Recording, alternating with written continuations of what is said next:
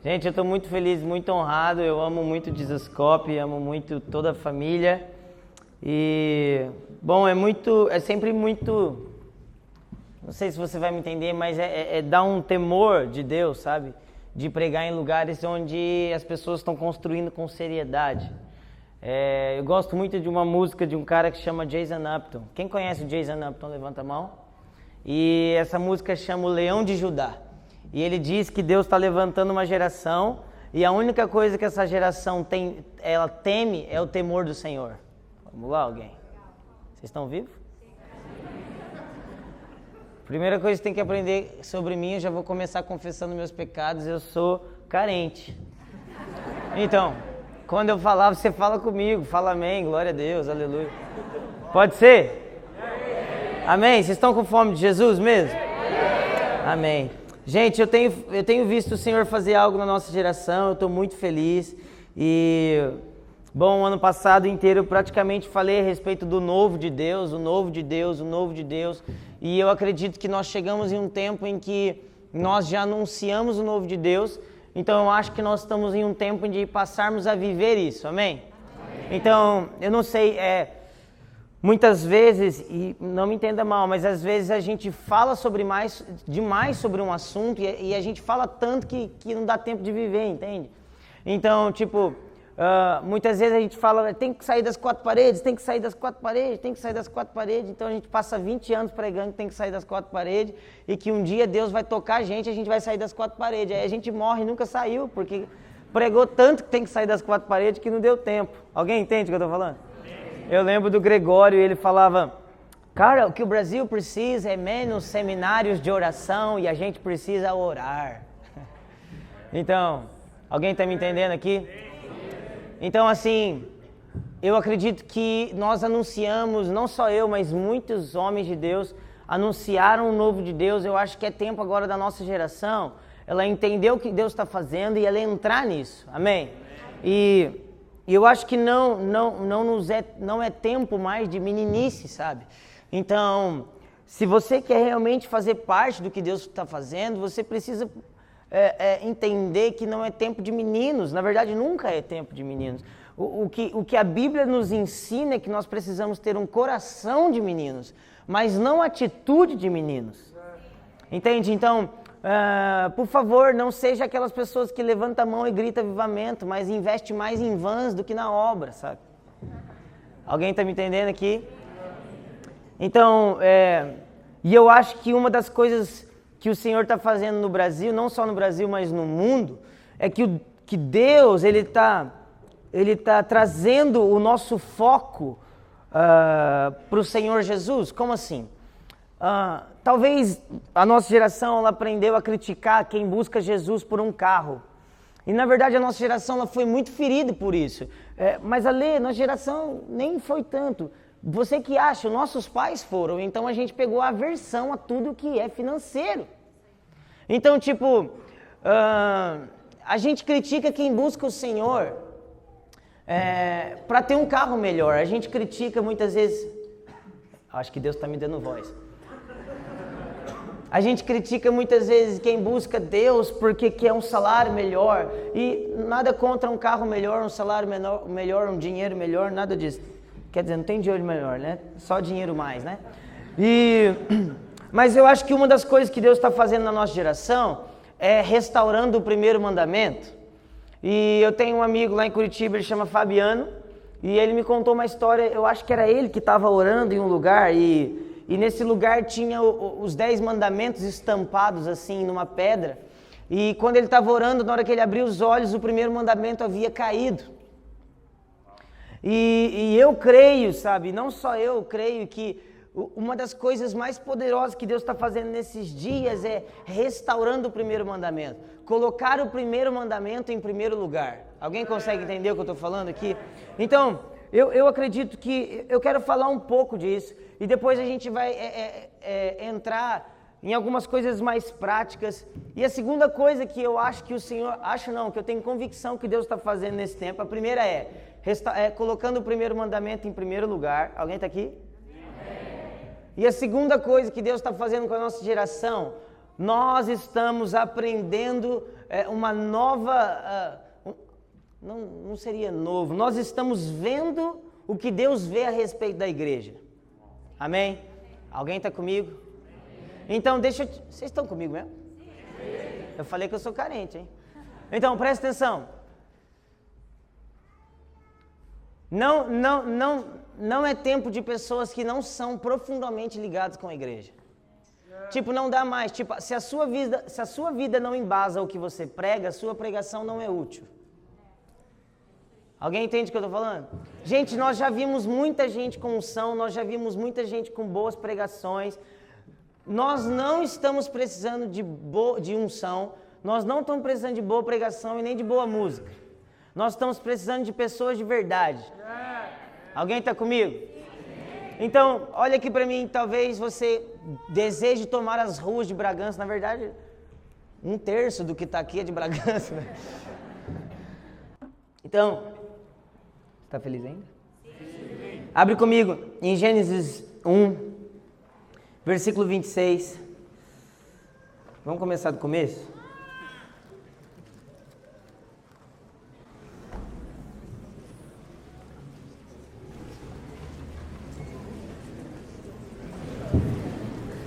Cadê Noé? Gênesis 1, versículo 26. Também disse Deus, façamos o homem à nossa imagem. É nós ou não é nós? Vamos ver se tem gente da família de escola. É nós? Então tá bom. Façamos o homem à nossa imagem, conforme a nossa semelhança. Tenha ele domínio sobre os peixes do mar, sobre as aves dos céus, sobre os animais domésticos, sobre toda a terra e sobre todos os répteis que rastejam pela terra. Calma aí, cara. Tô de bem com você, hein? Versículo 27. Criou Deus, pois, o homem à sua imagem, a imagem de Deus o criou, homem e mulher os criou. E Deus os abençoou e lhes disse, sede fecundos, multiplicai-vos, enchei a terra e sujeitai-a, dominai sobre os peixes do mar, sobre as aves dos céus e sobre todo animal que rasteja pela terra. Ponto. Então, gente, eu preciso que vocês prestem bastante atenção, tá bom? Beleza? Então, se a gente leu esses 3 versículos, nós conseguimos entender o porquê Deus criou o homem. Então, a primeira coisa que a gente entende que Deus criou o homem, é Deus criou o homem e a mulher para ser como ele é, semelhante a ele, amém? Então, o primeiro ponto da criação é para que você fosse como Deus é, amém? Então, mas o que significa ser como Deus é? Gente, vamos pensar no seguinte, muitas vezes a gente pensa em Deus de acordo com a perspectiva terrena, então a gente fala assim, vamos lá, o que Deus faz? Aí você fala assim, Deus cura os enfermos, Deus me salva, Deus me ama. Então, a gente é sempre levado a pensar em Deus a partir da nossa perspectiva. Mas eu tenho uma pergunta para você, no céu tem enfermo? No céu tem pobre? No céu tem miséria? No céu tem divisão? Então o que Deus faz no céu? Reina. O que mais? Então, presta atenção. Se Deus nos criou para ser semelhantes a Ele, e no contexto em que o homem foi colocado, era semelhante ao de Deus, ou seja, um lugar perfeito, vocês estão comigo mesmo? Então, o que Deus esperava de nós, se Ele nos criou para ser como Ele é? Bom, um dia eu estava orando sobre isso e o Senhor me disse, Alê, eu vivo a mim mesmo. Então, Deus passa de eternidade a eternidade, porque a Bíblia diz que Deus reina de eternidade a eternidade. Então, Deus passa de eternidade a eternidade vivendo a si mesmo. Bom, um dia o Senhor me disse, Alê, eu vivo família. Bom, aqui no céu não tem problema. Aqui no céu eu não fico preocupado com o que eu tenho que fazer. Então, por favor, não me veja assim, eu não sou um solucionador de problemas. Então, presta atenção em mim. O evangelho não aconteceu porque a gente pecou.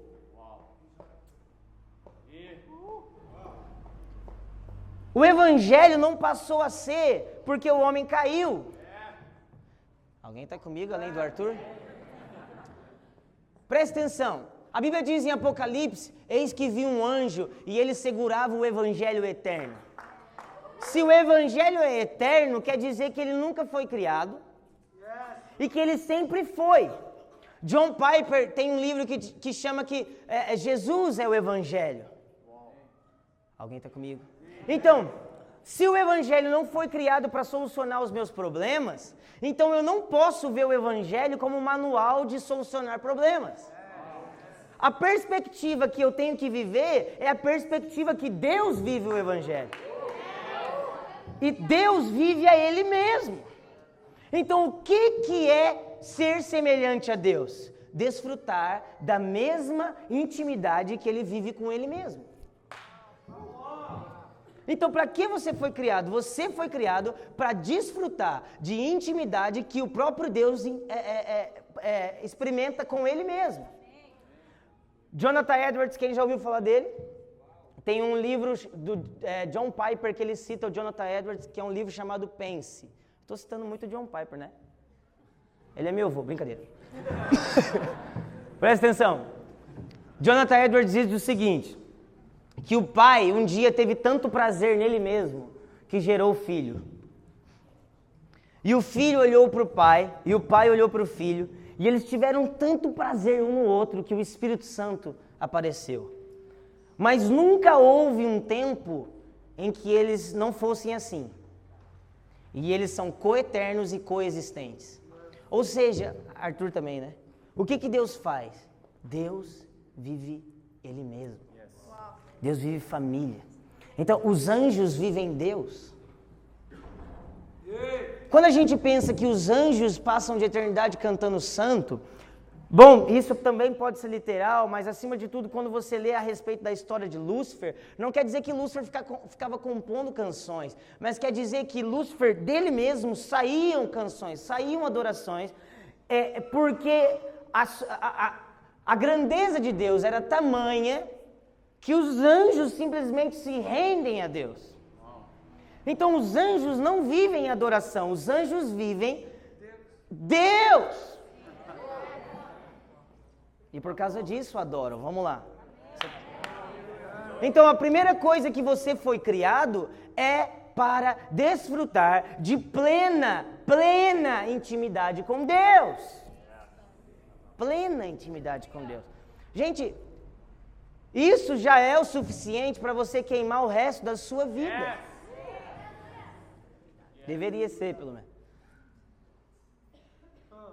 Você já parou para pensar que Deus desfruta de plena intimidade e nós fomos criados para desfrutar da mesma coisa? A segunda coisa em que a gente consegue ver que o homem foi criado é para multiplicar.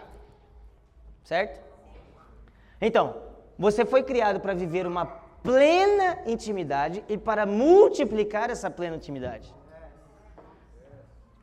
Ou seja, gerar família. Alguém está comigo ainda?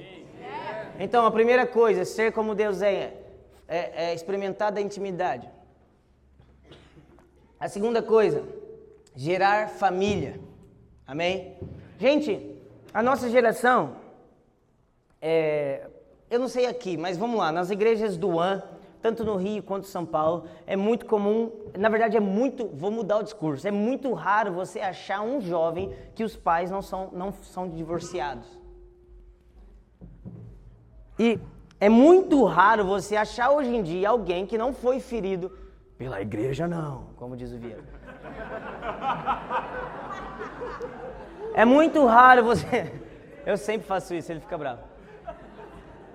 Vieira, pela igreja não.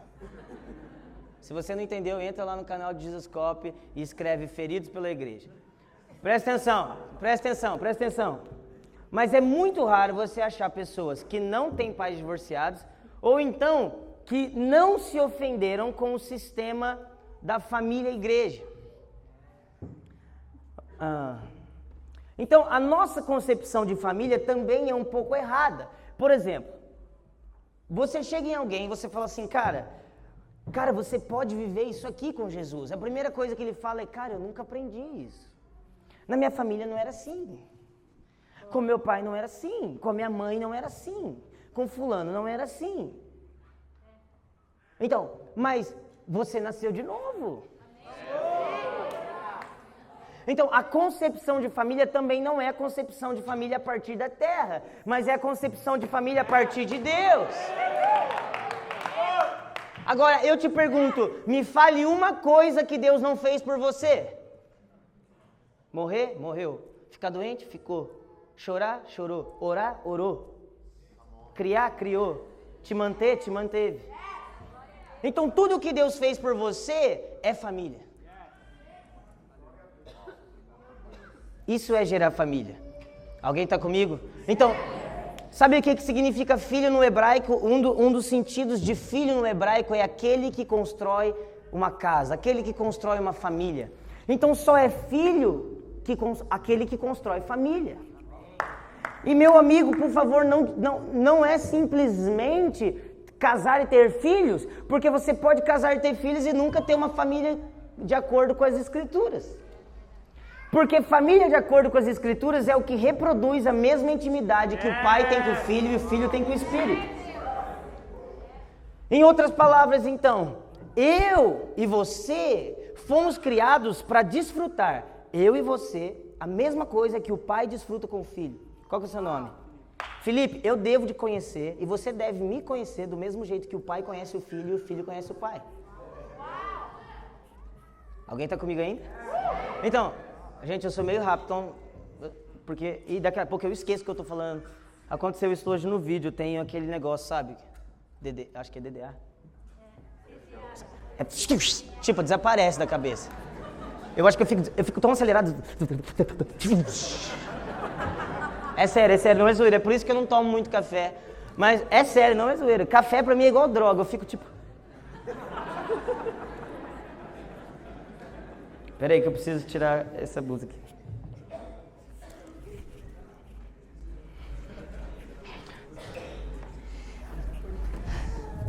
Fala galera, Jesus Cop. Sempre quis fazer isso. Mas vamos lá.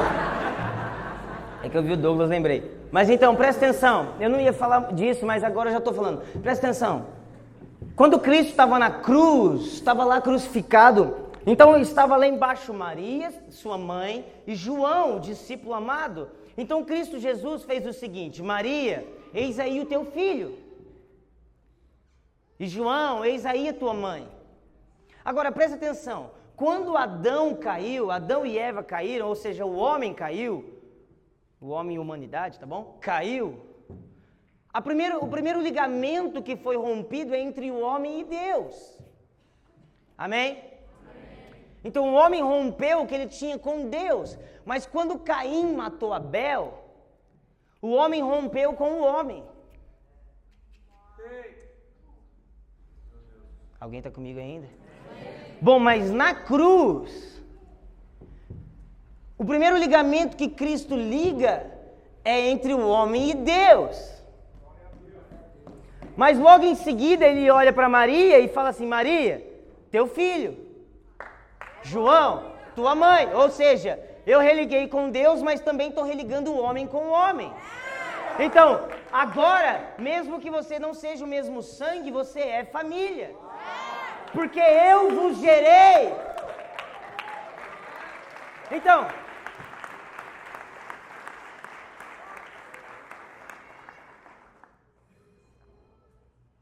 Jesus está ligando. Presta atenção. Então, a primeira coisa, desfrutar da plena intimidade. Segunda coisa, gerar famílias como uma trindade. Terceira coisa, governar a terra. Vocês estão comigo? Então Deus disse, governe, então Deus disse, domine sobre todos os animais. Fala comigo, todos os animais. Inclusive todos os que rastejam. Você não lembra de alguém que veio rastejando, não? Ou seja, a serpente só tem voz onde o homem para de governar.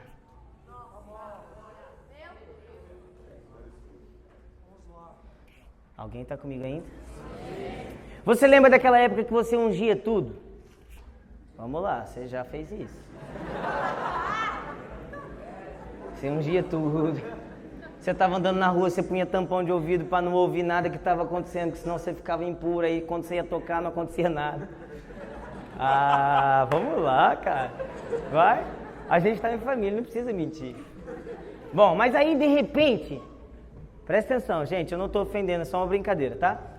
Então, aí de repente você começou a ler a Bíblia e passar tempo com Deus. Aí você começou a crescer com Jesus. E de repente a sua vida começou a ser transformada. Mas um dia você esqueceu de orar e consagrar alguma coisa a Deus. Mas você comeu do mesmo jeito e fez do mesmo jeito. E sabe de uma coisa? Aquele demônio que você achou que vinha não veio.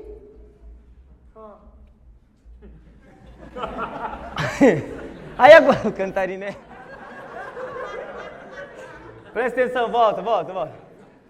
E aí eu te pergunto, aquele demônio que uma vez veio e te atormentou, ele era de mentira? Não. Mas agora você governa. Come on. Wow. Yes. Então, o que determina o quão rei você é o quanto sua mente é de rei. Alguém está comigo ainda? Alguém está comigo mesmo? Então, tá, eu não vou gastar muito tempo em coisas que eu não preciso gastar. Amém? Vocês estão comigo ainda? Então presta atenção, Satanás só tem voz onde a igreja para de governar. Então o homem foi chamado para o governo. Agora presta atenção, farei de ti uma nação de reis e sacerdotes. Quem lembra disso? Gente, Deus muda? Deus não muda. Então quando Deus falou para Abraão isso, que Deus queria levantar um povo só dele, que era rei e sacerdote, Deus tem dois planos? Não. Amém? Deus muda? Não. A vontade de Deus muda? Não. Então, se quando Deus diz para Abraão que ele queria um povo de reis e sacerdotes, então o que ele queria lá em Gênesis 1 era um povo no jardim que governasse como reis. Fala comigo, reis. Então, presta atenção. Se a Bíblia relata que o povo dele tem reis, a Bíblia dá ênfase em dizer que nenhum governa sobre o outro. Então, eu não sou rei sobre o Douglas e Douglas não é rei sobre mim. Ou seja, antes do pecado, eu e o Douglas governaríamos juntos. Alguém está comigo ainda? Somente depois do pecado, o homem virou senhor do homem. Porque antes do pecado, Douglas, só existia um senhor.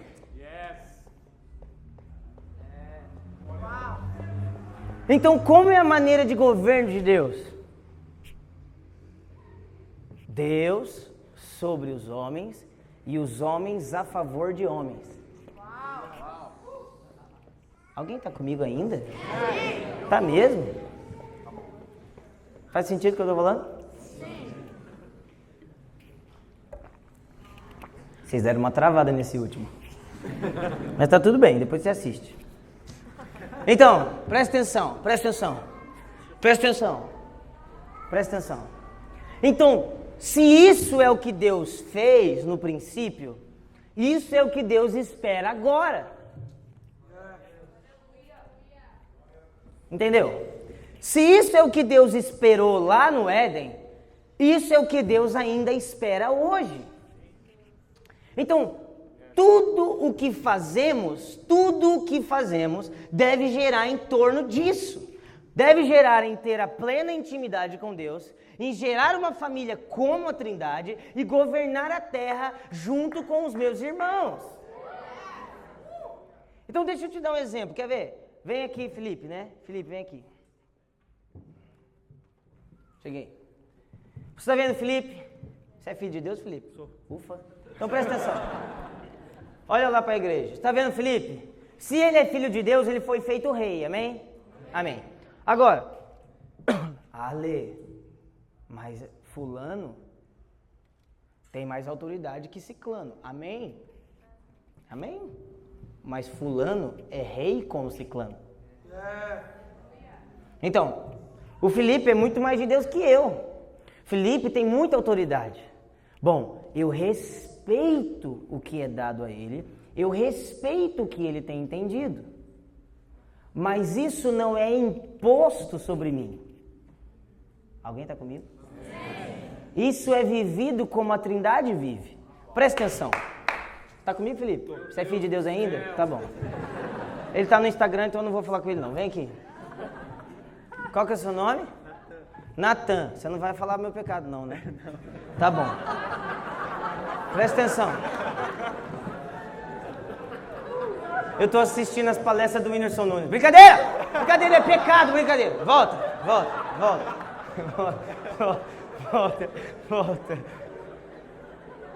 Eu sou o pai que eu tô com o microfone, você é o filho, você é o Espírito Santo, tem cara de sábio e a gente acha que o Espírito Santo é louco, mas ele não é não. Presta atenção. Volta aqui comigo. Você nunca vê o filho falando de si mesmo. No evangelho você sempre vê o filho apontando para o pai. Eu vim para fazer o que meu pai faz. Eu vim fazer o que meu pai... Eu só faço o que eu vejo meu pai fazer. Eu só faço o que eu vejo meu pai fazer. Não. Eu estou indo embora. Mas Jesus, quem você vai deixar? Vai vir outro que é maior do que eu, que é o Espírito.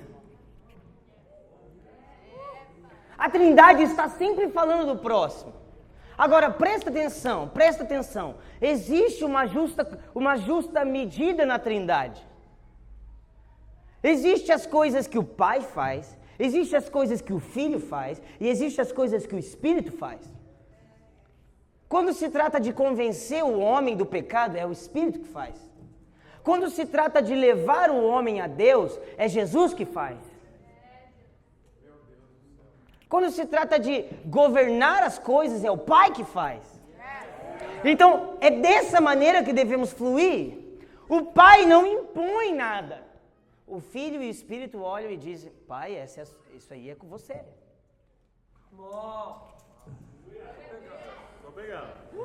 Alguém está comigo? Então, aí você vê o Espírito. O Espírito está dentro de nós, agora mesmo, pelo menos eu acho, né? Se você não tem certeza, depois vem falar com nós aqui que nós dá um jeito. Mas presta atenção. O Espírito está morando dentro de você agora mesmo. E inclusive, a gente tem que estar sempre pregando sobre o Espírito, porque ele não faz força de se mostrar. O Espírito está sempre falando sobre Jesus. O Espírito testifica a respeito do que Jesus fez. E o Pai exaltou o seu Filho com um nome maior do que todo nome. Então, a Trindade, ela fica nessa dança, cara. A Trindade, ela fica tipo, não, eu te amo mais. Não, eu que te amo mais. Não, eu te amo mais, Espírito. Não, Pai, eu que te amo mais. Não, Filho, eu te amo mais. Pai, eu que te amo. Não, eu que te amo mais. Eu te desafio a provar quem ama mais.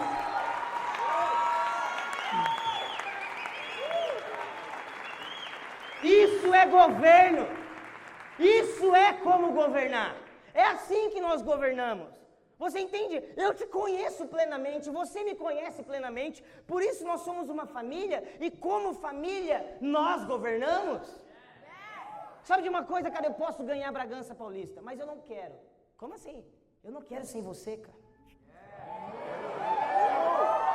Porque se eu ganhar Bragança Paulista sem você, eu não ganhei Bragança Paulista.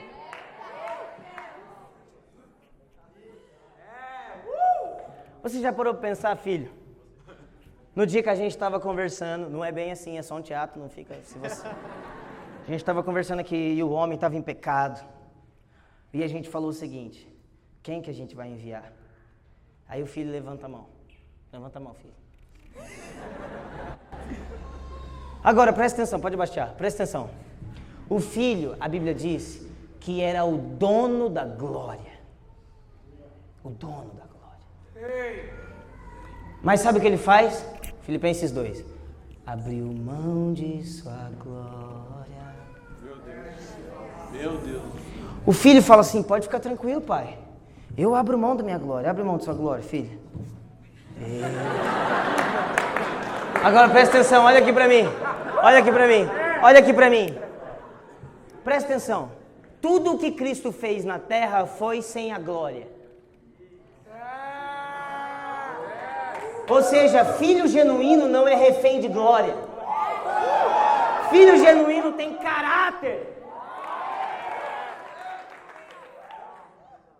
O caráter de Deus é o poder mais poderoso que você pode ter. Sabe qual que é a coisa mais poderosa que você tem que ter na sua vida? Ser como Jesus. Jesus não curava enfermo porque ele era ungido. Jesus curava enfermo porque ele era cura. Meu Deus do céu. Alguém está comigo ainda? Sim. Não jejue por unção, isso é te dado de graça. Jejue por caráter, isso é conquistado. Agora, olha aqui pra mim, olha aqui pra mim. Olha aqui pra mim, olha aqui pra mim, olha aqui pra mim. Cadê o filho? Vem aqui, filho, foge de mim não. Presta atenção. Então o filho era o dono da glória, dono da glória. Mas em Hebreus, capítulo 1, diz que ele se tornou herdeiro da glória. Por quê? Por quê? Ele tirou a glória e deu na mão do pai. E falou, pai, eu vou lá salvar eles e eu já volto. Presta atenção. Cristo deixou de ser o dono para se tornar herdeiro por causa de você.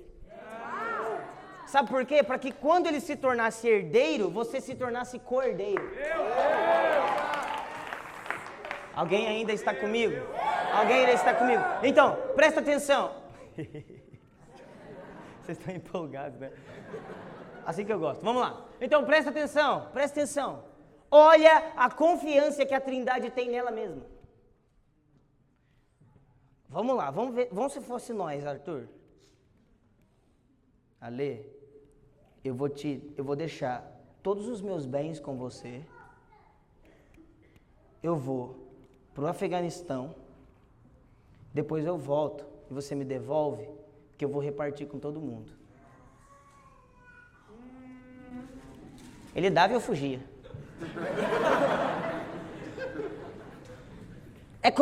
Deixa eu deixar mais prático. Douglas, eu preciso ir resolver um negócio por causa de um povo que tem precisado. Eu vou te dar o One. Toma o One, toma todas as minhas músicas. Tudo que a gente construiu até agora é seu, Douglas. E quando eu voltar, eu sei que você vai me devolver isso. Agora, você consegue... Eu não consigo ver isso ainda. Então nós não vivemos família.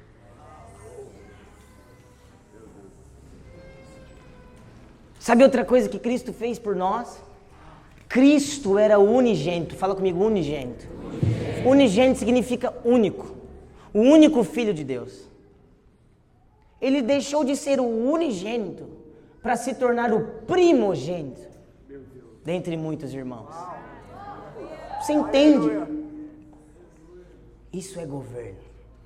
Pode sentar lá, vamos bater palma pro teatro.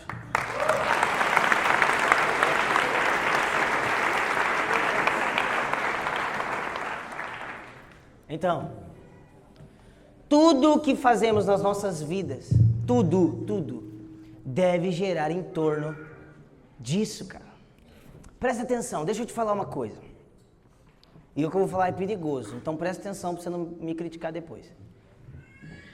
Se a sua vida ministerial, ou até mesmo profissional, seja o que for, ela gira em torno de sanar uma dificuldade da terra, o seu ministério e a sua vida são passageiros. Deixa eu te explicar.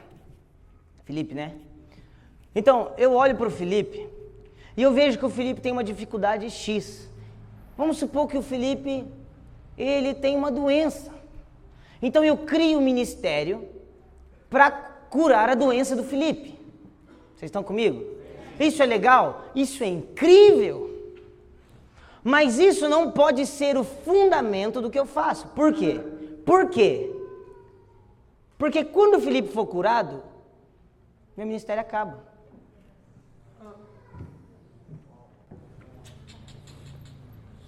Então deixa eu te deixar mais prático.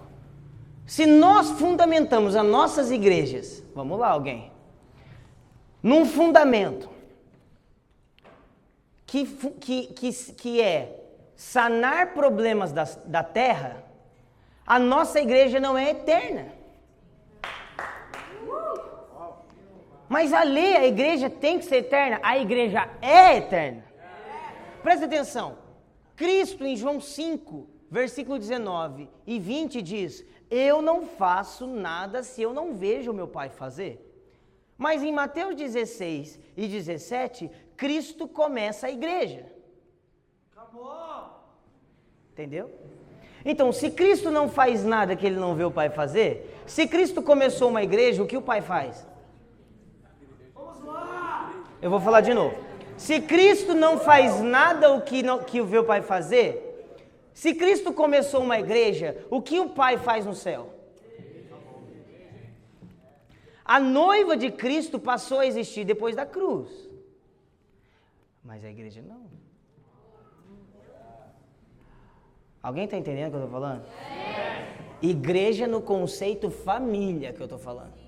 Alguém está entendendo o que eu estou falando? Então, o conceito família, ou seja, o conceito carral, ou seja, o conceito de estarmos todos aqui, agrupados em volta de Cristo, porque nós não estamos aqui agrupados em volta de uma pregação, pelo menos eu espero. Nós temos que estar aqui agrupados em volta de Cristo, amém? Esse conceito é eterno. Então, quando todas as coisas forem restauradas e todos os problemas forem sanados, o que faremos com os nossos ministérios se eles só servem para isso?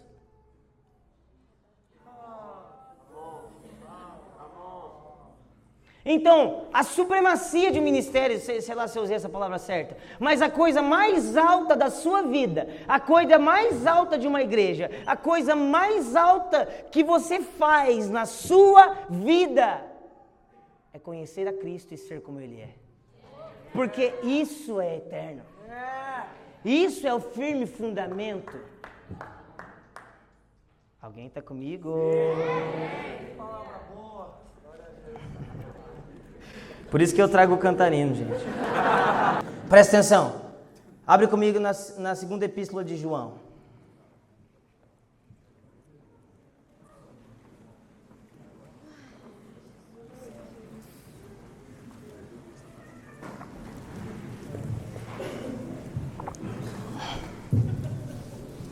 Vocês estão felizes ainda? Vamos lá, eu preciso ler rápido, vamos lá. Porque muitos enganadores têm saído pelo mundo afora, os quais não confessam Jesus Cristo vindo em carne.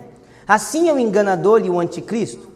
Acautelai-vos para não perderdes aquilo que temos realizado com esforço.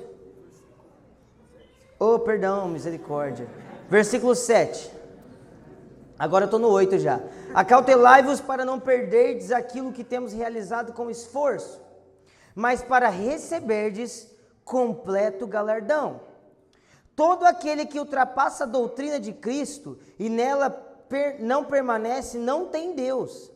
O que permanece na doutrina, esse tem tanto o Pai como o Filho. Ponto. Agora presta atenção.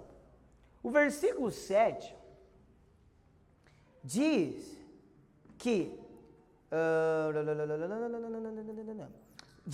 os enganadores são aqueles que não confessam que Cristo veio em carne. Amém? Amém? E aí depois o João continua falando que essas pessoas não seguem a sã doutrina. Amém? Então qual é a sã doutrina? Que Cristo veio em carne. Certo ou não? Certo ou não? O apóstolo Paulo em Coríntios diz que não tem como lançar outro fundamento a não ser o que já foi posto, Cristo. Então, Arthur, tudo o que fazemos, tudo, você casa, você come, você vai na faculdade, tudo o que você faz tem que fluir de Cristo. Tudo. Tudo. E, gente, eu queria terminar essa mensagem.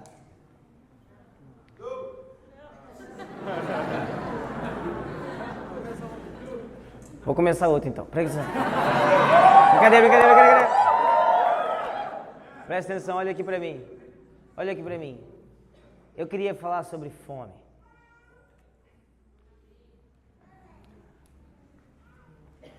Sabe, tendo aprendido tudo isso que a gente aprendeu agora, para mim, soa como um insulto ver que as pessoas queimam mais quando se é profetizado um chamado do que quando é dito a ela que ela pode ser como Cristo. Se eu de repente agora, Douglas, começasse a fluir em palavras de conhecimento e te dizer, você é cabeça e não cauda. Você, cara, você é o maior evangelista que o Brasil vai ver. Suas músicas vão tocar no mundo. Sabe o que ia acontecer aqui? Nós íamos começar a chorar. Mas esse é o fundamento errado.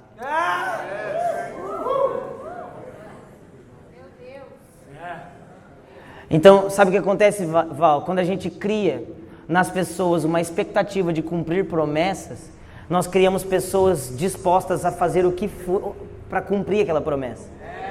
Então nós não geramos família, nós geramos competição. Então eu queria terminar hoje olhando bem para você e dizendo, você precisa ter fome do caráter de Cristo.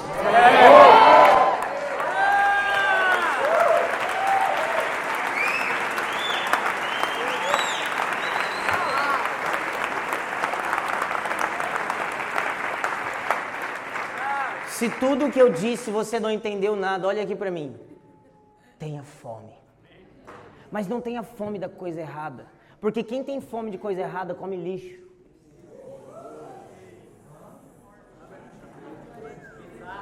Alguém está comigo ainda? Alguém realmente está comigo? Sabe, Cristo, Deus, não te criou para pregar o Evangelho. Deus não te criou para ir para a África.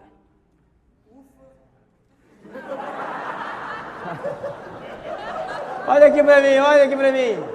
Olha aqui para mim. Vocês vão entender o ufa dele. Presta atenção. Porque se Cristo te criou para pregar, Cristo criou Adão para cair.